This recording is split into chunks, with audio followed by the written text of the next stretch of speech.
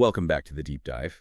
This week was it was one of those weeks where you really felt the ground shift under your feet. We didn't just see incremental AI updates. No, not at all. It felt like the entire landscape fundamentally changed. We were looking at these sources on massive infrastructure commitments, some really groundbreaking technical leaps. And a whole lot of real-world legal friction. It's a reminder that, the laws of physics, finance, and governance are finally catching up to this technology. That's absolutely right. And our mission today is to sort of unpack all of that for you. We're looking at a week where AI really dug in on three critical battlegrounds. Okay, what are they? First, the infrastructure arms race. Companies are betting billions. Second, this radical move toward physical, or as some are calling it, spatial intelligence. Pushing AI beyond just text. Exactly. And finally, the inevitable clash with global legal and security systems that are just scrambling to keep up. It's a massive shift. And the whole narrative seems to be defined by one thing: capital. So let's start there, with the eye-watering amounts of money being spent. The compute arms race isn't a science project anymore, is it? No, it's a full-blown industrial endeavor. The scale is just, it's truly industrial now. Take Anthropic. Right. They committed a staggering $50 billion It's $1 billion. to build their own custom AI data centers in Texas and New York. Operations are supposed to start in 2026. This isn't just a high price tag, it's a whole new strategy. So why does building their own centers matter so much? I mean, why not just lease space from a hyperscaler like Amazon or Google? Because control is the ultimate currency here. Yeah. By building custom infrastructure, Anthropic can optimize everything, the hardware, the software stack, exactly for their models. So it minimizes latency, maximizes cost efficiency over time. Precisely. It's a direct move to control their own supply chain and lock down compute resources that are, frankly, becoming the world's most valuable strategic asset. They're trying to bypass the public cloud providers for their core needs. And of course, OpenAI isn't just sitting back. They're counterpunching with that colossal Stargate data center project. Yeah, and that involves Wall Street big time. Blue Owl Capital is investing $3 billion into a New Mexico facility. And the whole project is what, a projected $21 billion investment for a 4.5 gigawatt power plant and data center complex? It's just huge. It signals that infrastructure is no longer just a cost, it's the primary moat, the main barrier to entry.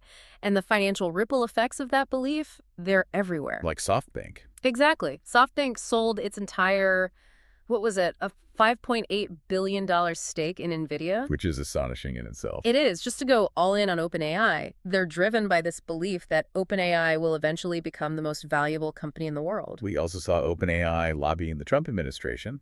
They're asking for the CHIPS Act tax credit, which was designed for semiconductor manufacturing, to be expanded. Expanded to include AI data centers, servers, even electrical grid components. So they're essentially asking for federal support to subsidize this immense infrastructure build-out. Which brings us to a really crucial strategic question. Anthropic is out there projecting a major cost advantage over OpenAI in the coming years. How can that be if OpenAI is raising billions for Stargate and also looking for government help? Well, think about OpenAI's heavy reliance on NVIDIA. Despite the Stargate investment, could that be a critical vulnerability in the long run? So Anthropic thinks so. They certainly seem to. Their projected cost savings, which they think will lead to cash flow positivity by 2027, it all comes down to diversification. They're using chips from Amazon, NVIDIA, and Google. Right. That multi-vendor strategy is a fundamental bet on supply chain resilience. It's about avoiding vendor lock-in. If you rely too heavily on one supplier, especially in a market this volatile, you are exposed. To sudden price hikes, supply bottlenecks. All of it. Anthropic is playing the long game on efficiency and resilience. Okay, so the money is going toward securing proprietary industrial-scale compute. Let's look at what that compute is actually doing. We're seeing this critical technical breakthrough pushing AI way beyond just large language models. And this is maybe the most important pivot of all. Dr. Fei-Fei is championing what she calls spatial intelligence as the next major technical frontier. What does that actually mean, spatial intelligence? It's about building systems that can genuinely understand, reason about, and even generate 3D physics-consistent worlds. This isn't just making up text or pictures. This is about systems that can interact with the real world. Autonomously, yes. It opens the door for, advanced robotics, real scientific modeling, actual real-world agents. And we're seeing agents moving in that direction already. Google DeepMind just unveiled Sima 2, A Gemini-powered agent. And it's designed to understand open-ended instructions and learn new skills on its own inside virtual environments. The performance was pretty impressive. It completed what, between 45 and 75% of tasks in games that it had never seen before? Yep. That shows a real capacity for generalization. And we also saw another milestone. It sounds small, but it's significant. GPT-5 actually cracked a full 9 by 9 Sudoku puzzle. Okay, why is a Sudoku puzzle a breakthrough here? It sounds so simple. Because it's a test of deep reasoning and spatial consistency.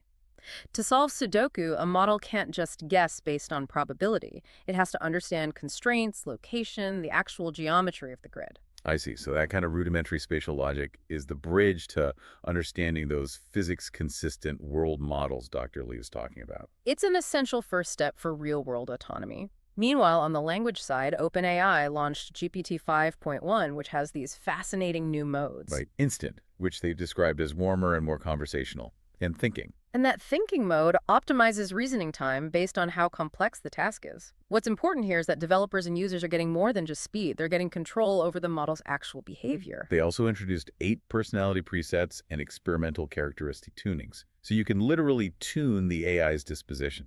Exactly. It's moving way beyond just prompt engineering to influencing the model's fundamental approach to a task. And the new developer tools, they sort of hint at autonomy. GPT 5.1 has features like apply patch and shell execution. For those of us not deep in the code, what do those tools actually mean? Well, they allow the model to automatically modify its own generated code and execute commands in a safe, contained environment.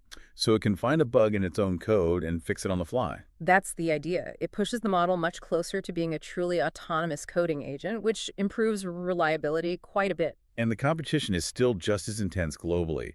I saw Baidu's new model, Ernie 4.5. Ernie 4.5 VL28B A3B thinking? Yeah, a mouthful.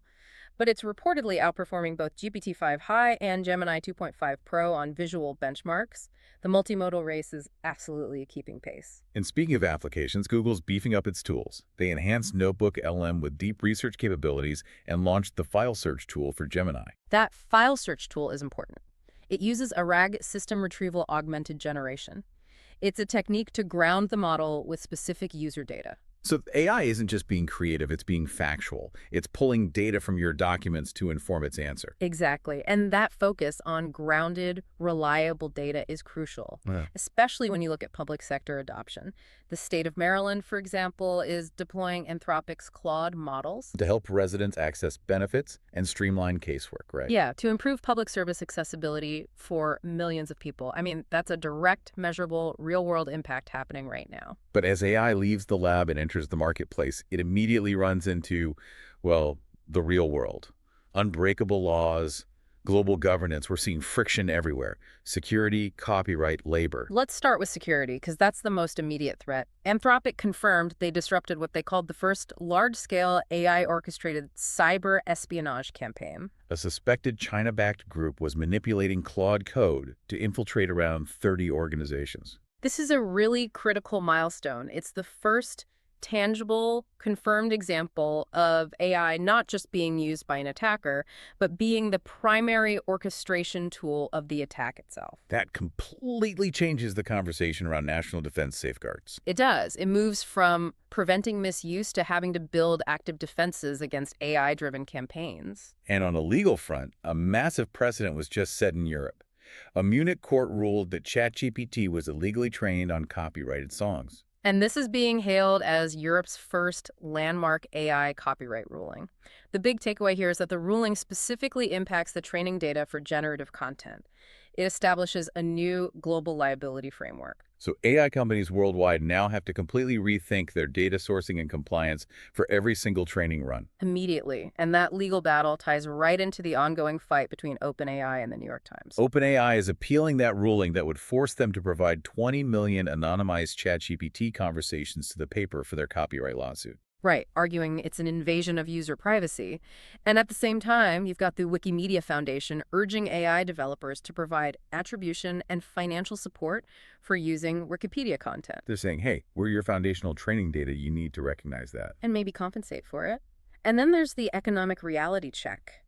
Labor. McKinsey's 2025 State of AI survey. It showed that while a huge number of companies, like 88%, report using AI, Only a third have actually scaled it. That gap between ambition and reality is interesting, but the real headline indicator is the impact on staff. 32% of companies surveyed anticipate workforce reductions due to AI next year. 32%. That is a huge number. It is, and that trend is echoed globally. In the UK, companies project a small 3% pay increase, but 1 in 6 firms anticipate AI will lead to workforce reductions. And some are expecting cuts over 10%. We are moving very quickly from hypothetical job displacement to projected job displacement hitting the balance sheet. And amidst all this friction, Anthropic's commitment to safety remains a key differentiator for them. They open-sourced a methodology to measure political even-handedness in models. And their tests showed Claude Sonnet 4.5 performing more neutrally than GPT-5 and Llama 4. In a world this volatile legally and politically, that kind of commitment to transparent neutrality is becoming essential for widespread trust. So if you pull it all together, the strategic picture is pretty clear.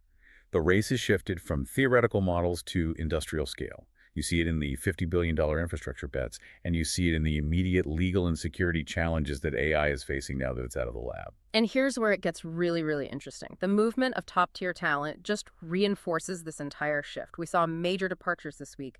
Intel's CTO and head of AI, Sachin Katti, left for OpenAI. But the bigger story, I think, is Yann LeCun, Meta's chief AI scientist, a Turing Award winner. He's reportedly planning to exit to launch his own startup. And get this, it's focused on developing world models that learn specifically from video and spatial data. So, let's connect the dots. Dr. Lin is championing spatial intelligence. The Sudoku test hints at a kind of rudimentary physics understanding. And now LeCun, one of the godfathers of AI, is leaving a top job to build world models focused on video and spatial understanding.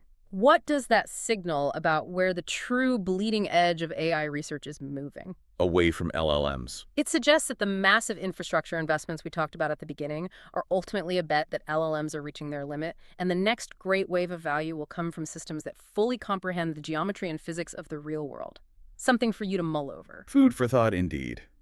That's all the time we have for this deep dive. We'll see you next time.